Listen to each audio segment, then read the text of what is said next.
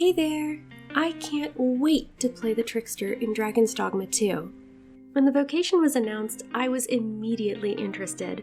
With a swing of their smoking censer, they can conjure illusions, make fake walls and floors, spy from afar, lure enemies to their deaths, and buff their allies. And I do not excel at the waiting, so I'm making my own little Trickster before the game comes out. While living in a tiny apartment has its perks, having enough room to do a full-size cosplay is not one of them. I've been watching some amazing doll customizers for years, so I grabbed a doll of my own and gave her a new face-up so she can be my little cosplay girl for this project. Out of the 4 outfits in the game art, I decided on this one. 99.9% of that decision was because bits of that outfit are featured in both the Vocation trailer and IGN's Trickster gameplay footage. I pored over the footage one frame at a time and grabbed a ton of images to piece together the costume from all angles. The fabric patterns are absolutely lovely and don't exist in the real world right now, and not at this scale, so I dragged out the acrylics. I mixed up a nice dark sandy color and painted on the pattern for the skirt. Acrylics always make the fabric stiff, but in this case it was actually kind of an asset. Fabrics don't drape as nicely when they're cut small, so the stiffness helped me fake the nice draped, folded look.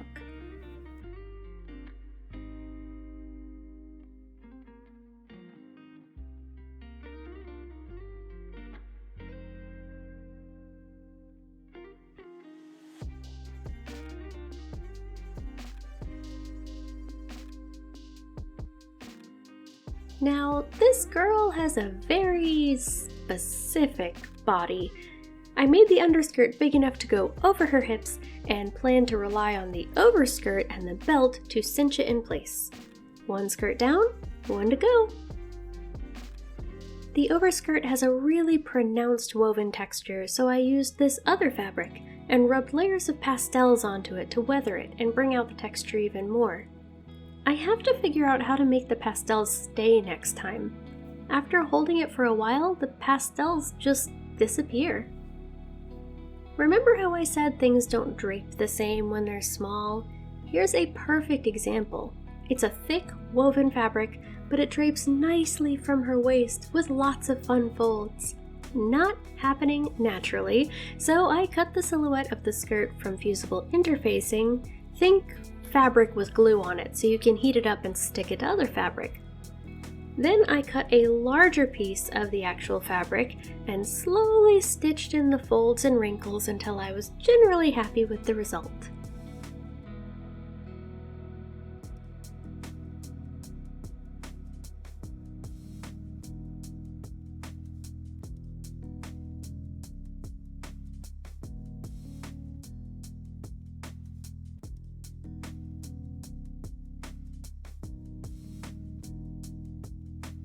To attach it to her, I sewed in a snap so I can take it on and off.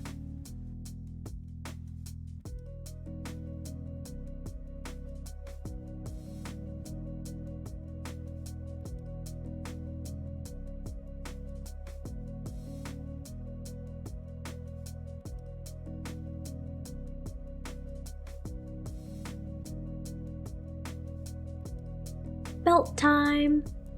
This was my first time working with actual leather, so it was definitely a learning process.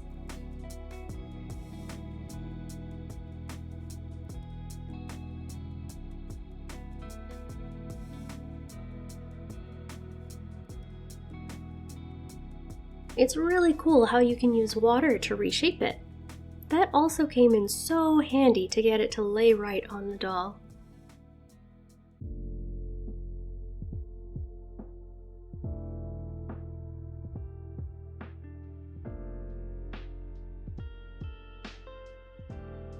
Also a part of the learning process was staring at the picture of the belt and realizing it was 4 belts. I cut a wavy strip and partially sliced it into 3.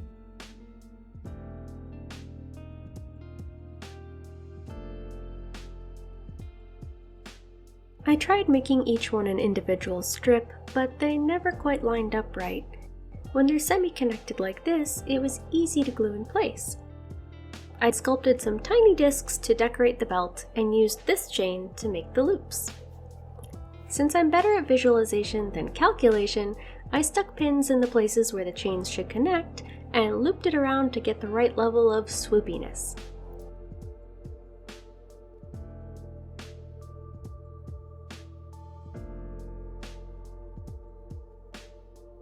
When I had it the way I liked, I sewed the chain to the leather. Note to self, if you're going to sew leather, get some sharper, sturdier needles. I glued on the decorations and gave the belt tiny golden dots to represent the rivets. The hexagon theme continues from the last project. There's this wonderful little hexagonal thingy hanging from her belt that looks awesome and definitely serves a purpose. I just don't know what that purpose is yet.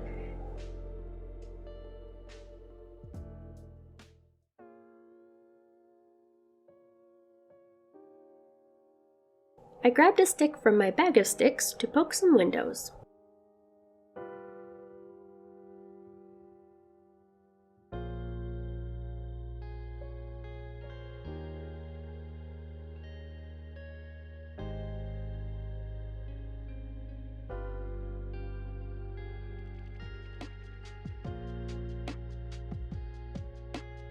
Having some practice with hexagons before, and messing up, I feel like I've semi-redeemed myself since it turned out pretty well, minus some of the windows being a bit off-center.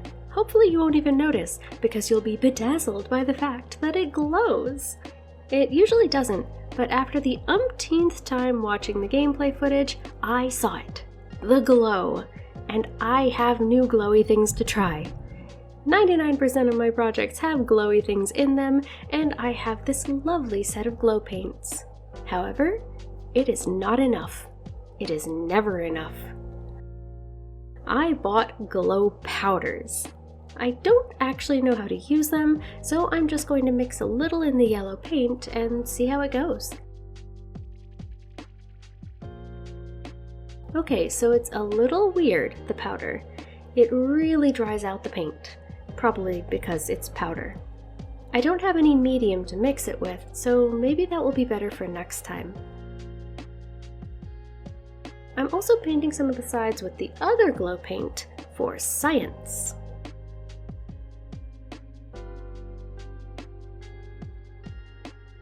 And they glow! I think the powder might actually be stronger than the paint, so I'll figure out how to use it eventually. Going back in time a little, let's do the tiny vest. I wrapped up my doll and taped her so I could make my pattern pieces.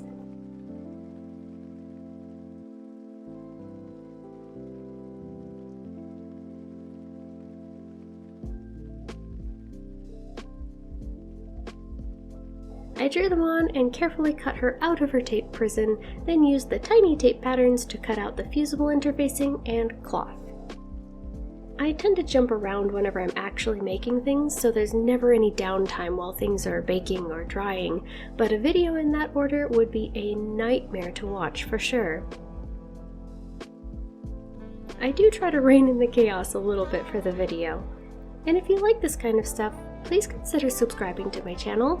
I have quite a few fun projects so far, and a huge backlog of other fun, slightly nerdy things to make.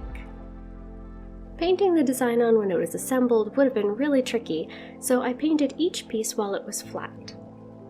I was pretty happy with it at first, but on closer inspection, I should have been making the pattern get bigger as it reached the front.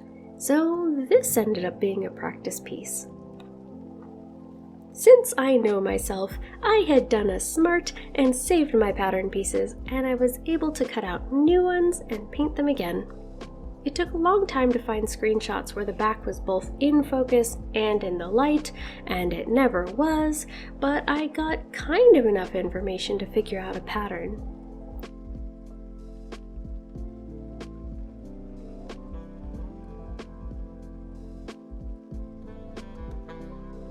I think it came out really cute, and there's enough fabric left over for me to make myself one.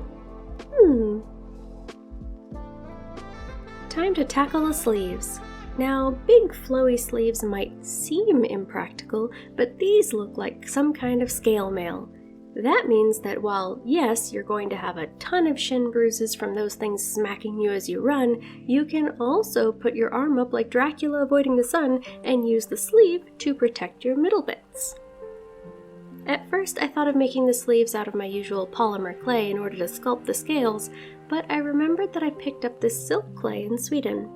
I've never tried it before, but it seemed like a kind of lightweight, air-dry foam clay, and I wanted to experiment with it. I rolled it out super thin, and I used my little circle cutters to cut little circles so that I could circle the sleeves with the cut circles.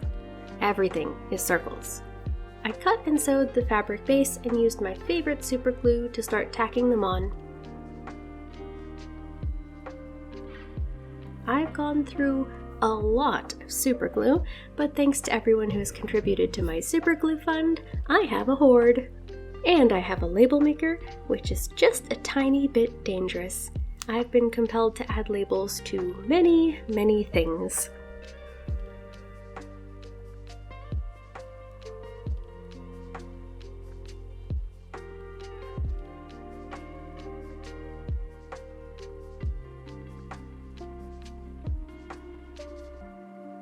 Now to give them a quick coat of color. First the black, and then a dry brushing of some Payne's gray mixed with white. Now you can see all the tiny little edges. I couldn't find chains small enough for this, so I'm using some embroidery thread that kind of looks chainy if you squint right.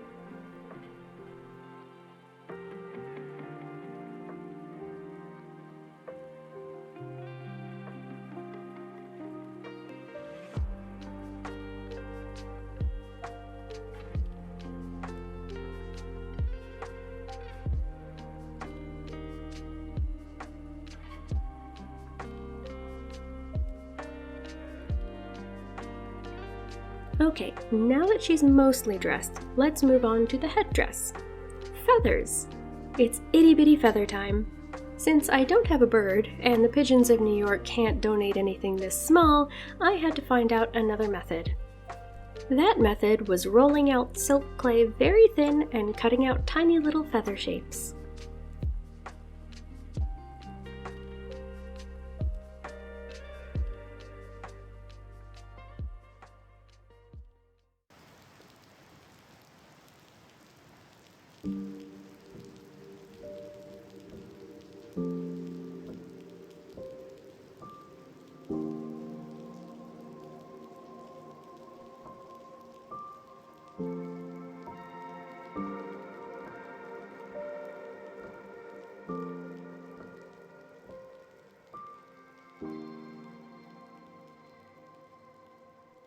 At first, I tried looking up tutorials on how to tie this kind of headscarf, but I just couldn't make it work at this scale. So instead, I covered her head in foil and I put on a layer of silk clay. I feel like this project was made possible by silk clay at this point. While it was still malleable, I made some wrinkles with my silicone tools. The first time, the wrinkles looked more like brains, but the second time I had a better sense of directionality. One of my absolute favorite black paints is this chalkboard paint. It's so opaque you really only need one coat, and it's beautifully matte because chalkboards need that light, toothy texture. All those things make it the absolute perfect black base for me. I glued some fabric around the inside edge for the drapey part and did a couple rounds of ironing and dipping in very watered down white glue until it mostly held the drapes.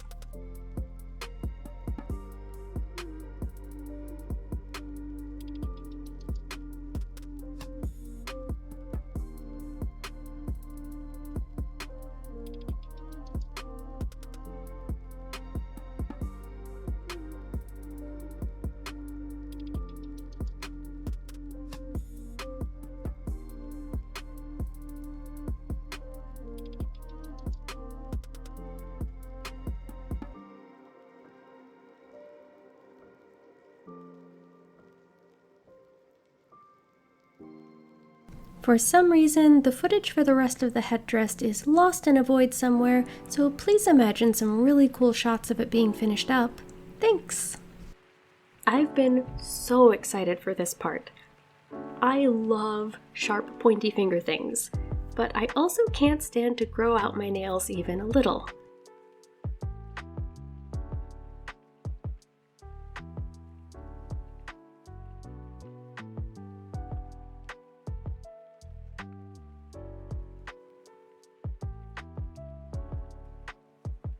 Since tiny squishy things are easy to squish, I made the general shape of the claws and then baked it.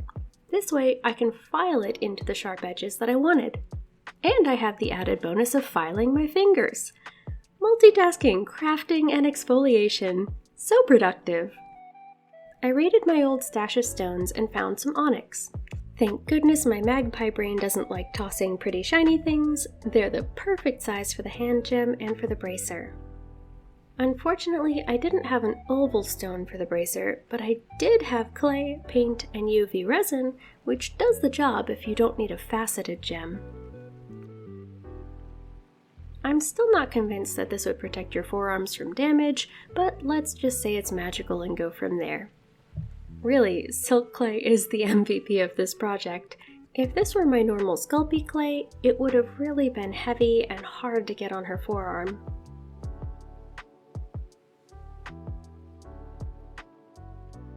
As someone who loves the sneaky, cheeky chaos of arcane rogues in D&D, the Trickster really grabbed me.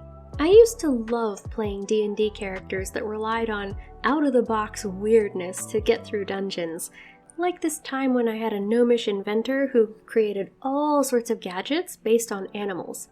I had a spider with lockpick legs that could open things from afar, and I had a squid-shaped hand grenade with sticky acid, and an admittedly useless cockatoo rock golem that screamed incessantly if it detected danger. I would absolutely love to have them in real life. Maybe minus the rockatoo. If you're also into D&D, what's your favorite character you've ever created? Leave me a comment with the wildest thing you ever did in your campaign. I love chaotic D&D shenanigans.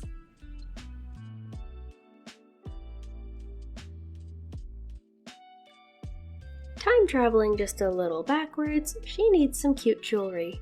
You can't see the patterns because they're hot pink, since that was the clay I didn't mind wasting on texture plates, and you also can't see the pattern once the silk clay dries because it doesn't hold the detail as well as Sculpey. But that's the price to pay for something flexible. I went back to my regular Sculpey for the pauldrons since it's easy to get really clean lines, and I used this little clay tool I whipped up to make all the scales.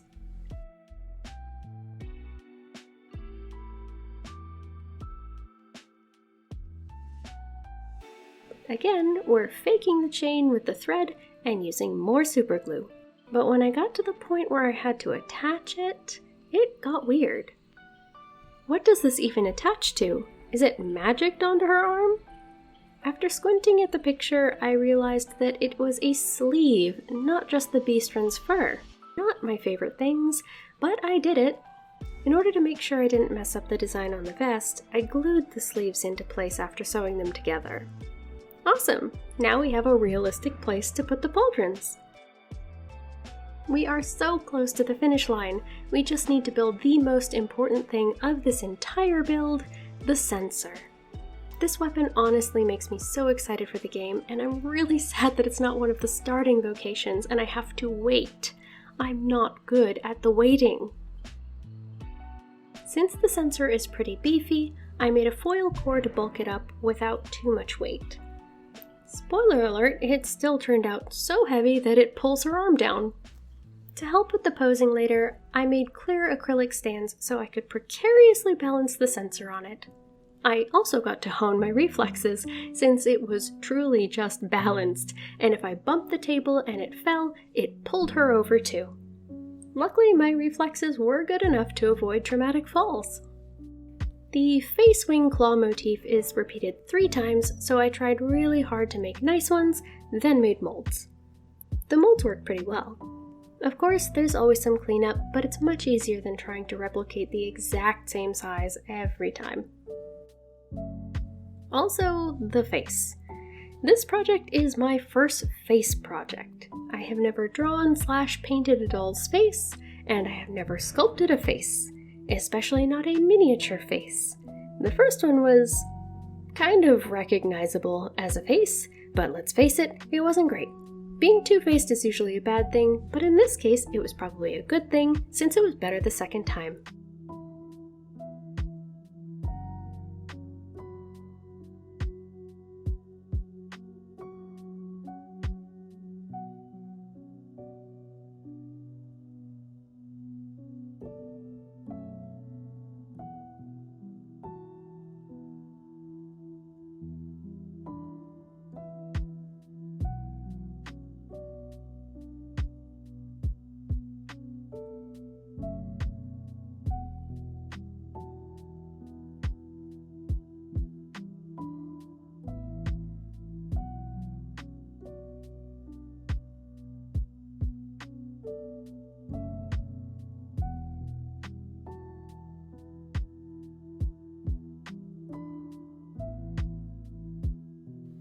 Just a little bit of paint and some chain wrangling, and we are officially done.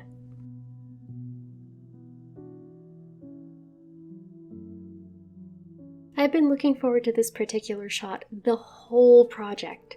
I wanted to see all the different pieces laid out, including her disembodied hands. Slightly creepy? Yes, but she has some lovely rings.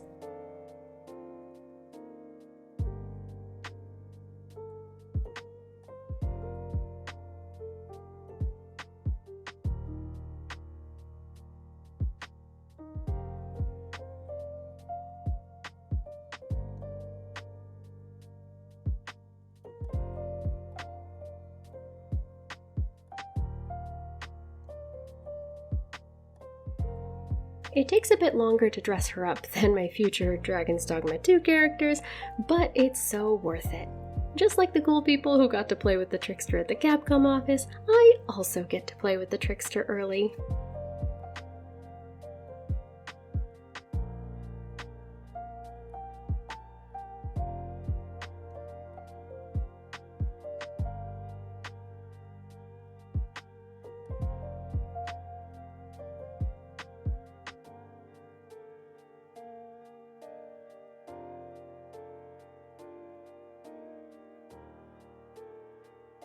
If you made it to the end, thank you so much for going on this mini cosplay journey with me. Which vocation are you most excited for? And if you're into cosplay, which armor would you have picked? Let me know in the comments.